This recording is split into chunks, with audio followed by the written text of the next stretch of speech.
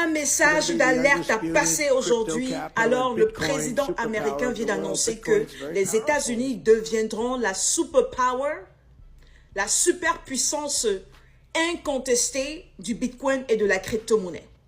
Ah oui, ma question est de savoir qu'est-ce que les leaders des nations font.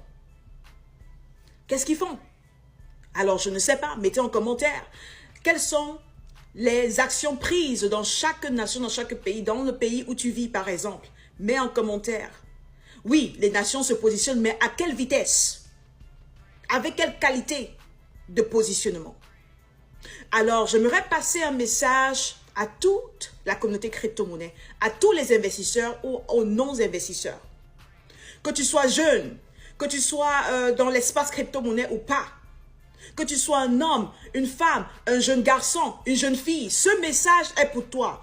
Ne loupe pas l'opportunité d'écouter ce message jusqu'à la fin. J'aimerais te dire ceci. En ce moment important, en ce moment incertain, est super important où les nations comme les États-Unis, les nations comme la Chine sont en train de batailler avec des actions concrètes pour se positionner d'une manière exceptionnelle dans cette révolution Web 3, j'aimerais t'encourager à faire pareil. J'aimerais t'encourager à faire pareil.